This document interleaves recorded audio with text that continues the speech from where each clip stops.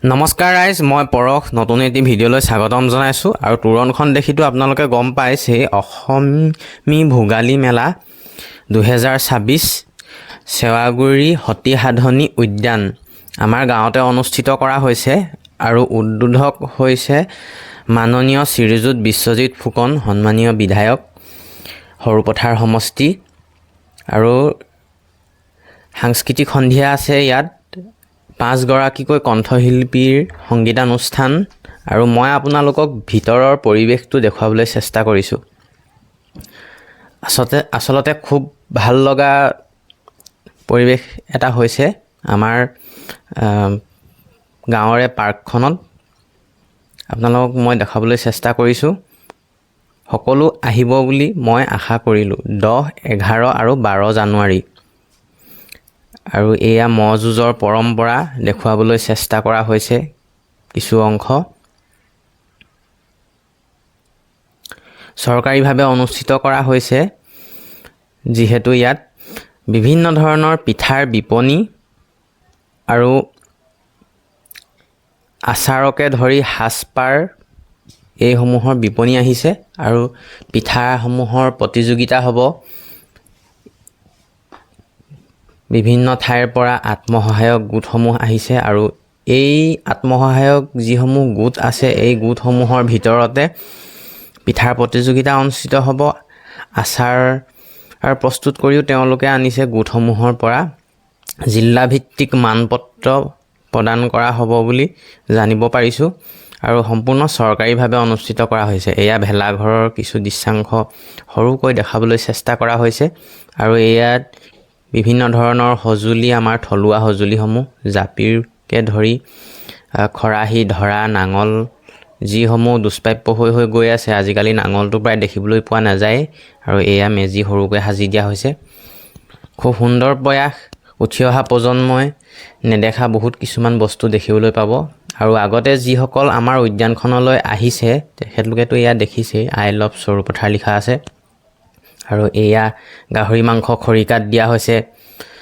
লগতে এয়া আপং, খুব সম্ভৱ এয়া মিচিং সম্প্ৰদায়ৰে হ'ব। মই সঠিককৈ ক'ব নোৱাৰিম আপোনালোকক। ভাল লাগিছে। আৰু ইয়াত আচাৰৰ পেকেটসমূহ এনেদৰে ওলমাই থোৱা হৈছে। লগতে বিভিন্ন ধৰণৰ বৰা, চকুৱাকে ধৰি জহা চাউল আৰু মাটিমাহ এনেকৈ ইয়াত বিক্ৰী কৰা হৈছে। এয়া অতিথিশালা জিৰাবৰ বাবে। খুব ভাল লগা পদক্ষেপ আচলতে চৰকাৰীভাৱে যিহেতু অনুষ্ঠিত কৰা হৈছে গোলাঘাট জিলাৰ সৰুপথাৰ সমষ্টিৰ চেৱাগুৰিত। আৰু ফুলৰ যিহেতু প্ৰতিযোগিতা আছে, বিপণীসমূহে ফুলেৰে সজাই তুলিছে। সুন্দৰ প্ৰয়াস। মহিলাসকল যে স্বাৱলম্বী হ'ব লাগে তাৰ প্ৰতি চৰকাৰে গুৰুত্ব আৰোপ কৰি এই অনুষ্ঠান আচলতে অনুষ্ঠিত কৰা হৈছে। আৰু এয়া ঘৰৰ ওচৰৰ বাইদেৱে দোকান দিছে, লগতে পিঠাৰ প্ৰতিযোগিতাত অংশগ্ৰহণ কৰিছে। আচাৰসমূহ এনেদৰে বিক্ৰী কৰা হৈছে। আপোনালোকে ইয়াৰ আচাৰো ল'ব পাৰিব। মই স্থানটো আকৌ জনাই দিছোঁ, গোলাঘাট জিলাৰ সৰুপথাৰ সমষ্টিৰ চেৱাগুৰি গাঁৱত অনুষ্ঠিত কৰা হৈছে। এয়া দৈ লৈ যাব পাৰিব। লগতে সাজপাৰ আছে ইয়াত জনগোষ্ঠীসমূহৰ বিভিন্ন ধৰণৰ মেখেলা চাদৰ দেখিবলৈ পাব আপোনালোকে। ইয়াৰ পৰা ক্ৰয় কৰি নিব পাৰিব।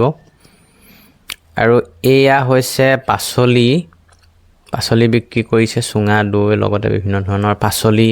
খুব সুন্দৰ প্ৰয়াস। মহিলাসকল যাতে পথাৰ আমাৰ আৰু বজাৰ আমাৰ শ্লোগানেৰে আগবাঢ়ি ওলাই আহিব পাৰে তাৰ ক্ষুদ্ৰতম প্ৰয়াস কৰিছে। আৰু এয়া হৈছে নেপালী সম্প্ৰদায়ৰ বিভিন্ন ধৰণৰ সাজ পোছাক আৰু অলংকাৰ।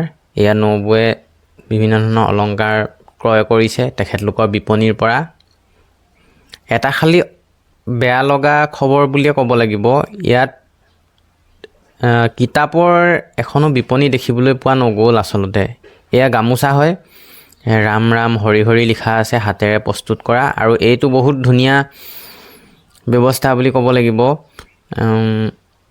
এয়া দুলি, খৰাহী আৰু ধৰা, ইফালে ঝাৰুসমূহ দেখুৱাইছে, মুঢ়া। এইসমূহ আচলতে আজিকালি গাঁৱত দেখিবলৈ পোৱা যায় যদিও খুব সীমিত সংখ্যক দেখিবলৈ পোৱা বস্তু। সেইবাবে চৰকাৰে যি পদক্ষেপ লৈছে সঁচাকৈ শলাগ ল'বলগীয়া।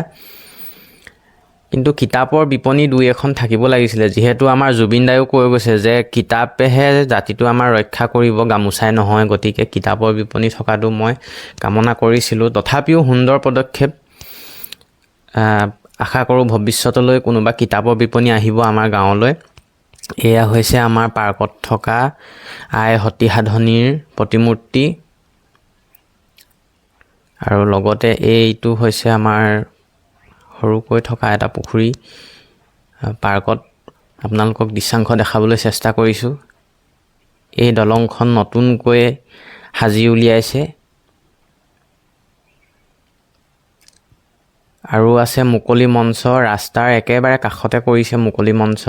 অসমী ভোগালী মেলা, ইংৰাজী 10-11-12 জানুৱাৰী 2026।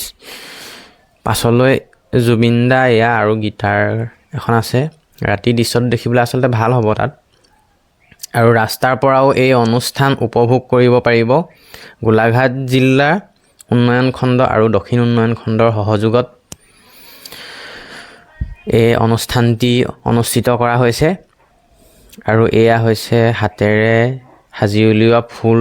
ভণ্টি জয়শ্ৰীৰ হাতে কিছুমান ইয়াত তেওঁ সাজি উলিয়াইছে বিভিন্ন ধৰণৰ ফুল। যিহেতু ইয়াত ফুলৰো প্ৰতিযোগিতা আছে, সকলোকে মানপত্ৰ দিয়া হ'ব। আৰু পিঠাসমূহ বিক্ৰী কৰা হৈছে।